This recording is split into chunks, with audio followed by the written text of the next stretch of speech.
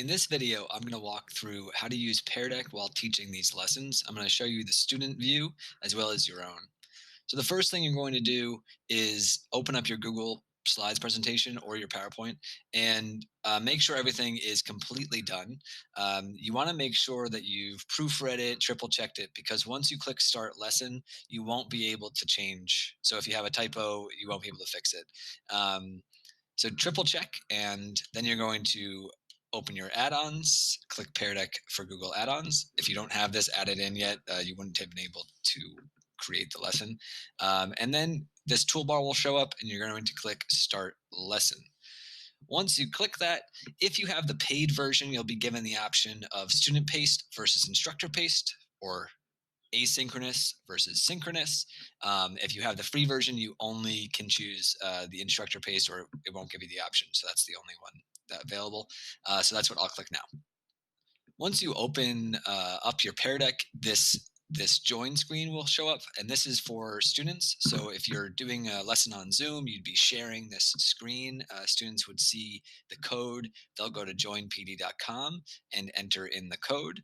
You can also potentially invite them in a Google Classroom, which would make it a little bit easier, or you can just share the link with them and paste it into the chat of whatever video platform you're doing so that they can just click on that and join.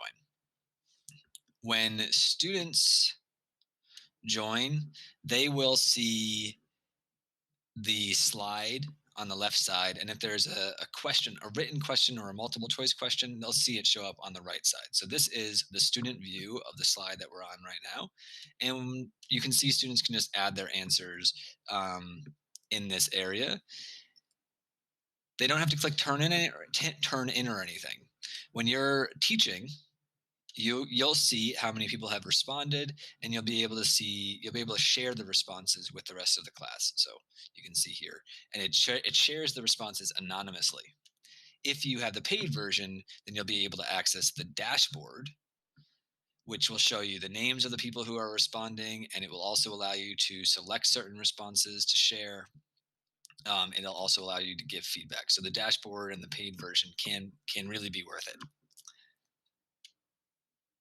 As you work through the lesson in teacher paced or instructor paced, the slide will change in the student's Pear Deck. So as we move through, we get to a new slide. It'll already have changed in the students as well. This is a draw slide. So again, this is just for people who have the paid version. If you have the free version, you could replace this with a text slide, and kids will just list everything that they remember or know about the Holocaust. As the teacher, while you're presenting, if you want to show student responses, again, you just click Show Responses, and you'll be able to share what students have done.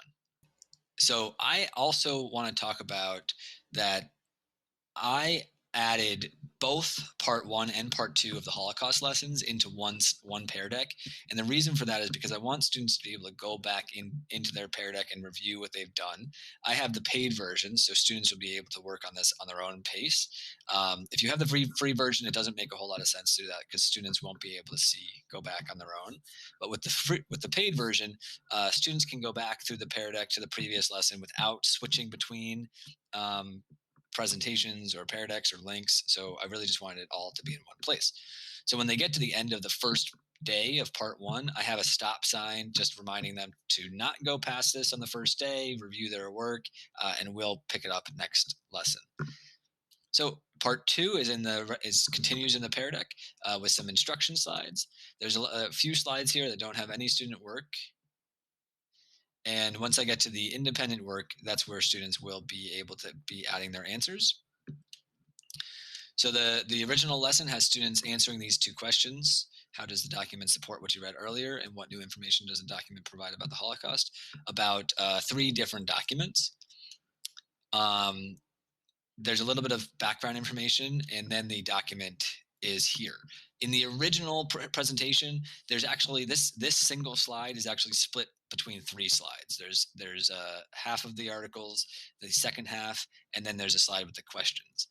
I really wanted this to all be on one slide because for the students, that puts it all in one place, and it allows them to just look at the slide on the left and answer the slide on the right.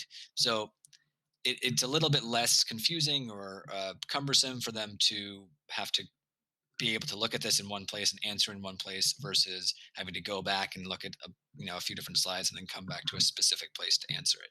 And I did this for every single document, so um, you can see this originally was 3 slides. I put it all on one slide. This originally was 3 slides. I put it all on one slide. And again, just so that students can have it in one place. You'll also notice that if students click on the slide, it'll make it bigger so that they can really zoom in and see what's going on. And that's really it for the Pear Deck. Once you get, for any slide that you're teaching synchronously, if you want to share student work, it shares anonymously.